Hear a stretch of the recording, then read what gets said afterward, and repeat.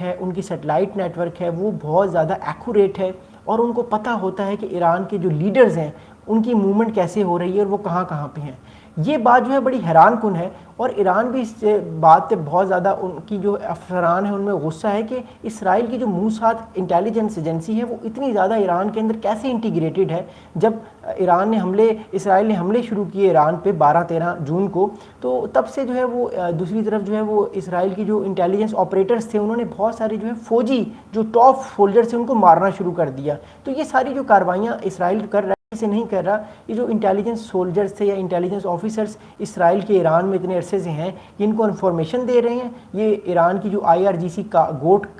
گھاٹ کور ہے اس کا حصہ ہیں, اور یہ بہت بڑی بڑی پوزیشنز پہ ہیں. اب آہستہ آہستہ ایران ان لوگوں کو پکڑ رہا ہے اور ان کو پھانسیاں دے رہا ہے, بٹ جو ایران کو نقصان پہنچا ہے وہ بہت زیادہ کشیدہ ہے, ایران کو بہت زیادہ نقصان پہنچا ہے. اور آنے والے وقت میں اگر ایران کے اندر اسی طرح اسرائیل فوجی جو ہیں یا اسرائیل کی جو انٹیلیجنس ایجنسیز ہیں وہ کام کرتی رہیں, تو ایران کو اپنے نیوکلیر پروگرام کو یا اپنی لیڈرشپ کو بچانے میں بڑا مشکل ہوگا. اور ایک اور بات میں آپ سے کروں گا, اسرائیل اور امریکہ نے یہ دعویٰ کیا کہ ہمیں یہ پتہ ہے کہ ایران کے سپریم لیڈر آیت اللہ خامنائی علی خامنائی صاحب جو ہیں وہ کہاں پہ ہیں. اس سے ایک اور بات ہمیں سمجھ آتی ہے کہ ایران کی ہر لیڈرشپ کی موومنٹ پہ امریکہ اور اسرائیل کی نظر ہے. اس وجہ سے امریکہ اور اسرائیل جو ہے انہوں نے اس بار کوشش کی ہے کہ ٹاپ سائنسدانوں کو اور ٹاپ ملٹری جرنلز کو مارا جائے ایران اور اسرائیل کے کانفلکٹ میں. تو اس سے ہمیں اندازہ ہوتا ہے کہ ایران کے اوپر اسرائیل کی اور امریکہ کی کڑی نظر ہے, اور اتنی ایکوریٹ انٹیلیجنس ہے کہ انہوں نے ٹاپ کمانڈر اور ٹاپ جرنلز کو بھی مار دیا. اور ایسا لگتا ہے کہ ہو سکتا ہے کہ اگر وہ چاہتے تو آیت اللہ خامنائی پر بھی حملہ کر دیتے, یا وہ ایران کے جو صدر ہیں مسعود پزشکیان ان پہ بھی حملہ کر کے ان کو مار دیتے, لیکن وہ نہیں بچے, وہ بچ گئے. ہمیں اس خبر کے مطابق جو ہے وہ نیوز مل رہی ہے. آگے جو ہے وہ BBC جو ہے وہ یہ رپورٹ کر رہا ہے اور وہ یہ بتا رہا ہے کہ ایران اسٹیٹ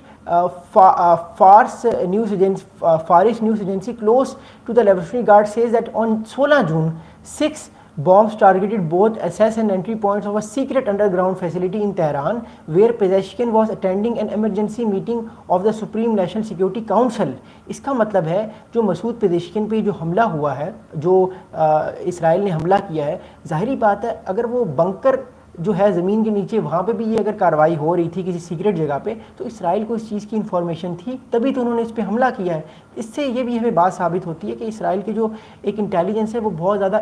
انٹیگریٹڈ ہے پورے ایران میں, خاص طور پہ تہران میں, اور جو ایران کی نیوکلیر تنصیبات ہیں ان کے وہ بہت قریب انٹیلیجنس کے لوگ ہیں جو انفارمیشن اسرائیل کو دیتے ہیں اور امریکہ کو انفارمیشن دیتے ہیں. اسی لیے ہم نے دیکھا اس بار اتنے زیادہ ایکوریٹلی اٹیکس ہوئے, خاص طور پہ جو ایران کی جو ملٹری لیڈرشپ تھی اس کو نقصان پہنچا, اس کے علاوہ جو ایران کی جو پولیٹیکل لیڈرشپ ہے اس کو بھی نقصان پہنچا, اور سائنسدانوں کو مارا گیا جو سائنسدان جو تھے وہ نیوکلیر پروگرام پہ اتنے عرصے سے کام کر رہے تھے. تو اس سے یہ بات ثابت ہو جاتی ہے کہ اسرائیل کی جو ایک طرح سے جو ملٹری اور جو انٹیلیجنس ہے اسرائیل کی وہ بہت مضبوط ہے ایران کے اندر, جو ایران کو بہت زیادہ تنگ کر رہی ہے, اور جس سے ایران جو ہے وہ بہت زیادہ اپنے آپ کو پش کر رہا ہے, اپنے آپ کو ڈیفینڈ کرنے میں, اس کو معاملات کو ڈیفینڈ کرنے میں پرابلم کریٹ ہو رہی ہیں. آگے میں آپ لوگوں کے ساتھ چلوں گا. آگے جو ہے وہ مسعود پزشکین جو ایران کے صدر ہیں وہ یہ کہتے ہیں کہ he has suffered leg injuries as he and other escaped through an emergency shaft. Iran now reported to have falling leads of infiltration by Israeli agents. اچھا, اسرائیل کے بہت سارے ایجنٹس جو ہیں وہ ایران کی ہی انٹیلیجنس ایجنسیز کے اندر کام کر کے وہ انفارمیشن اسرائیل کو پرووائڈ کر رہے ہیں کافی عرصے سے, اور یہ بات اب منظر عام پہ آ چکی ہے. یہ پہلے بھی منظر عام پہ تھی, لیکن موساد کا جو اتنا بڑا انفراسٹرکچر ہے وہ ہمیں سامنے 12 اور 13 جون کو ہی نظر آیا, جب اسرائیل ایک طرف اپنے فوجی حملے کر رہا تھا, ملٹری اسٹرائکس کر رہا تھا اپنے کروز میزائلز کی مدد سے یا اپنے ہوائی جہازوں کی مدد سے, دوسری طرف ایران کے اندر بھی بہت سارے جو ایجنٹس ہیں اسرائیل کے وہ ایران کی حکومت کے خلاف کام کر رہے تھے, فوجیوں کو مار رہے تھے, سائنسدانوں کو مار رہے تھے. ایک بہت بڑا آپریشن انہوں نے بڑی پلاننگ کے ساتھ لانچ کیا جس سے ایران کو بہت زیادہ نقصان ہوا اور دھچکا پہنچا. اور اس